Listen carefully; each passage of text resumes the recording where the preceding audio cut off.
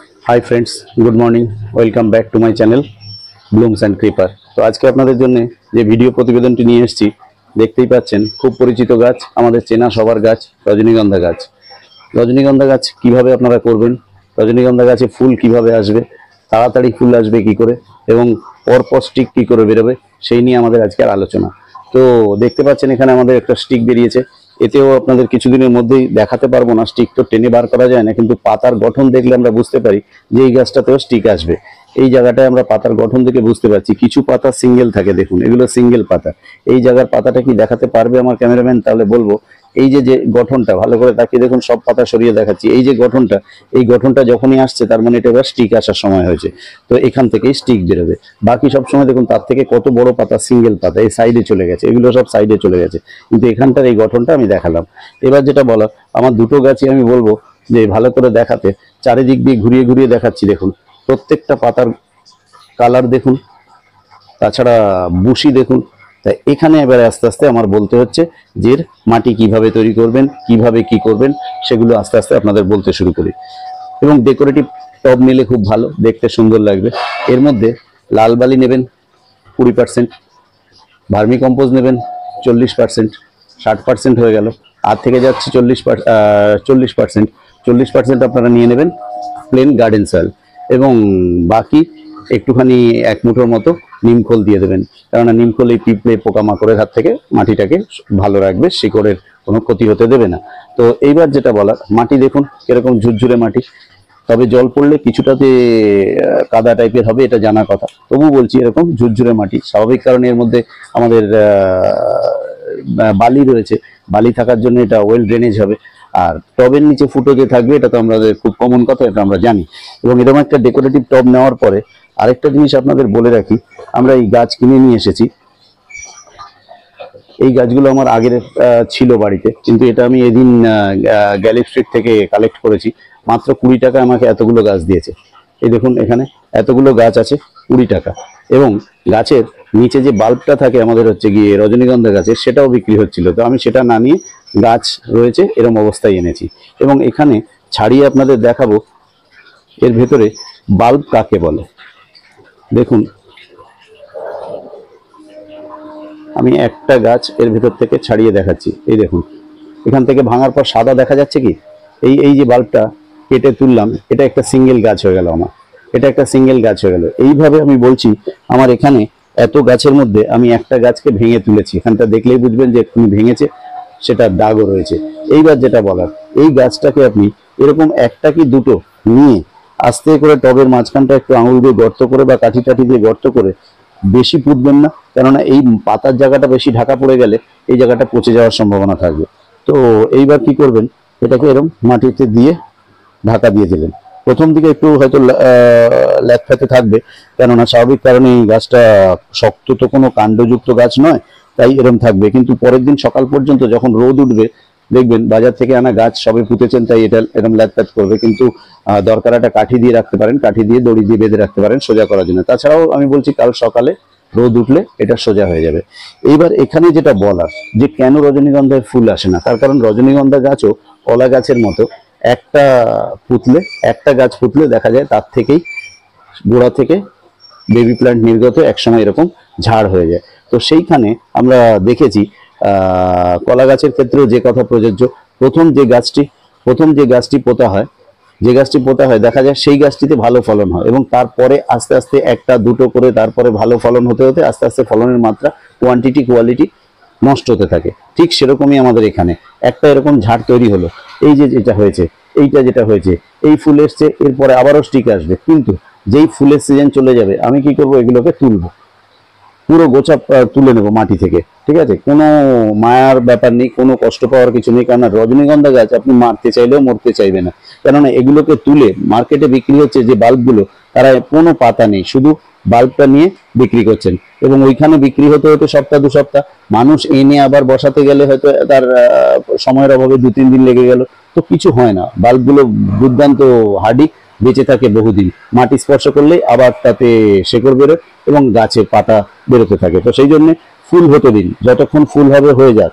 যখনই আপনার ফুলের সিজন শেষ হয়ে যাচ্ছে, শীত আসছে, অতিরিক্ত শীত পড়লে ডরমেন্সিতে চলে যাবে, তখন আপনারা এটাকে তুলুন।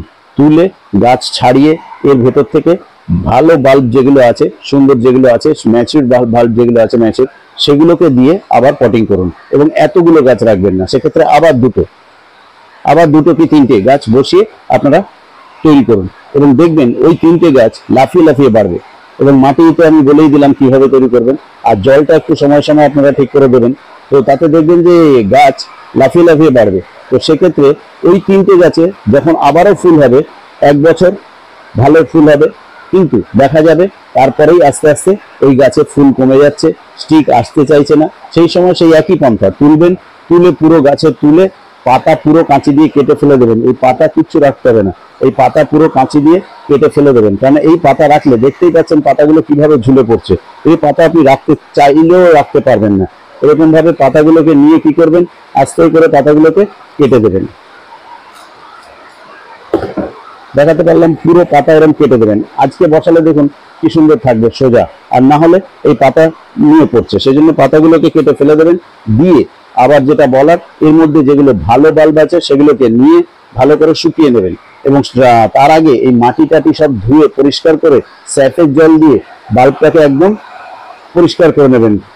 নিয়ে তারপর রোদে, বলতে একেবারে রোদে না, ছাওয়া জায়গায় রেখে দরকারে 1 সপ্তাহ শুকিয়ে নিন। নিয়ে তারপর সেই বাল্বটাকে আবার মাটিতে প্রতিস্থাপন করুন এবং মিডিয়া কি হবে সেটা আমি বলেছি, দেখবেন। তারপরে আর ওই বললাম 2-3টে বাল্ব দেবেন, বেশি বাল্ব দেবেন না। তাতে ওই 3টে বাল্ব থেকে যে চারাগুলো তৈরি হবে 3টে, সেই 3টের পাশ থেকে আবারও আস্তে আস্তে বাড়তে থাকবে। কিন্তু যে 3টে তারা প্রথম আপনি পুঁতেছেন, তাতে যে ফুলের কোয়ান্টিটি বলুন, স্টিক আসলে হয় না, মাত্র মাথার দিকে 3-4টে কলি, এ দিয়ে কি হবে, একদম স্টিকের টপ টু বটম পুরি থাকতে হবে, তবে তো দেখতে ভালো লাগবে। আর তাছাড়া আরেকটা কথা বলতে বলতে মনে হলো, আমরা সবাই জানি রজনীগন্ধা আজকাল হাইব্রিড হয়ে গেছে, ডবল পাপড়ি হয়ে গেছে, কিন্তু ডবল পাপড়ি বা হাইব্রিড রজনীগন্ধা দেখতে হয়তো একটু সুন্দর, হার্ডিও হয়, পাপড়িগুলো শক্ত হয়, কিন্তু কোনো স্মেল নেই। অতএব সেই জন্য আমাদের যে দেশীয় রজনীগন্ধা, সেটা করার চেষ্টাই করবেন, তাতে স্মেল আছে।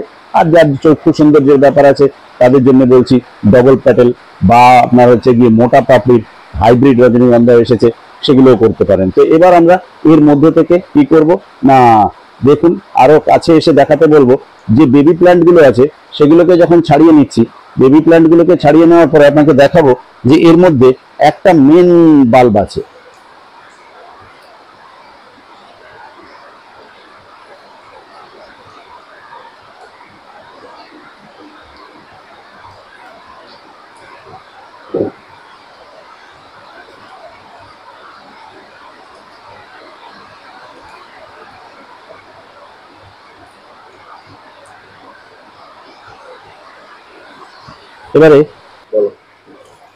এবার দেখুন, আমি বলেছিলাম 20 টাকা দিয়ে যেটা কিনে নিয়ে এসেছিলাম আমি, তার মধ্যে মূল একটা গাছ আছে যেটা মাদার, আর তার থেকেই সমস্ত চারা উঠেছিল। এখানে দেখতে পাচ্ছেন আমি সব চারাগুলো ছিঁড়ে ছিঁড়ে গা থেকে ফেলে দিয়েছি, কিছু মাটি সমেত এসেছে, তার শেকড়ও আছে, কিছু ছোট ছোট রসুনের কোয়ার মতো, দেখুন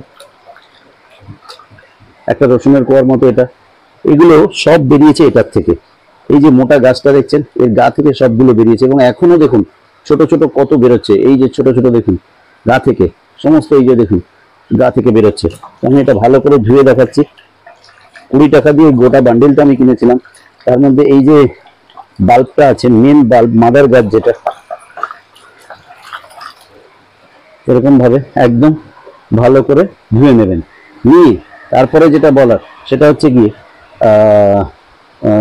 একটু জল নিয়ে আসার জন্য আমি বলব, জলের মধ্যে একটু স্যাপ পাউডার দিয়ে নেবেন।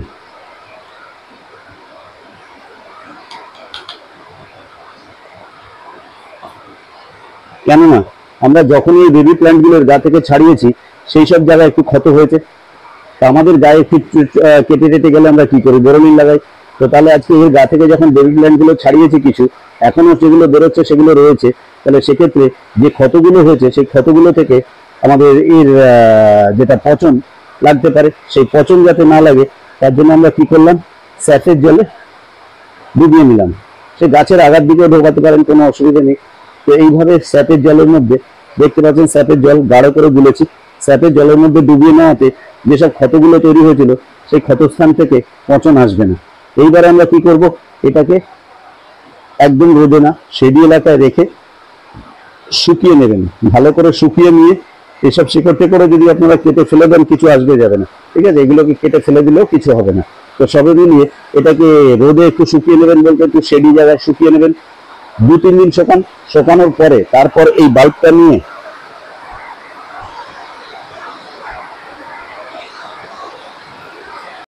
যে মাটিটা তৈরি করে রেখেছি, এই যে বাল্বটা আজকে পুঁতে দেবো, এর সঙ্গে আর কিচ্ছু দেবেন না। এর সঙ্গে যে বেবি প্ল্যান্টগুলো পেয়েছেন সেগুলোতে ফুল আসতে দেরি হবে, কারণ এটাই প্রথম মাদার। তো এটাকে কি করবেন, আস্তে করে মাটির মধ্যে, বেশি দূর ডোবাবেন না, হালকা করে ডুবিয়ে মাটি দিয়ে দিলেন। এবং মাথার দিকের পাতাগুলো আমি বলেছি এরকম গোছা করে আমি কাঁচি দিয়ে একটু আগে এগুলো কেটে দিয়েছি, কারণ এগুলো থাকলে চারদিকে পড়বে। পরের দিন সকালে রোদ উঠলে কতটা সোজা হবে এটা নিয়ে সংশয় থাকে।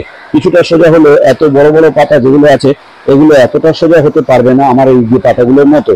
তো সেইটা আস্তে আস্তে যখন এর ভেতর থেকে এর শক্তি পাবে, নিচে রুট জেনারেট করবে, নিচে মাটি ধরে নেবে, তখন এর পাতা যেগুলো এবার বেরোবে সেগুলো কিন্তু শক্ত সমর্থ পাতা বেরোবে, সেগুলো আর এরকম ঝুলে পড়বে না। দেখতে পাচ্ছেন এখানে খুব বড় হলে হয়তো তাও হাওয়া আছে ছাদের ওপরে, সেখানে এগুলো হাওয়াতে অনেক সময় ভেঙে গেলে বা একটু মুচকে গেলে ঝুলে পড়েছে, ম্যাচের পড়ে না। দেখুন এই এই যে এত বড় পাতাটা আজকে স্ট্রেট হয়ে রয়েছে, মাথার দিকটা একটু হয়তো ঝুলে গেছে।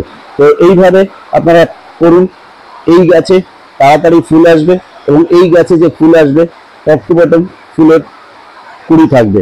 আর না হলে যদি এই গাছগুলো করেন আপনারা, এই যে এর থেকে যেগুলো আমরা পেয়েছি দেখুন, এগুলোও গাছ, এর থেকেও ফুল হবে, একটু দেরি হবে, কিন্তু কথা হচ্ছে এই গাছ আমরা ওর থেকে যেটা ছাড়িয়েছি, ওর থেকে ছাড়ানোর পরে এরকম গাছ আমরা যেগুলো পেয়েছি, এগুলো বেশি না, গোটা 3 নিয়ে একটা একটা পটে দিয়ে দেবো।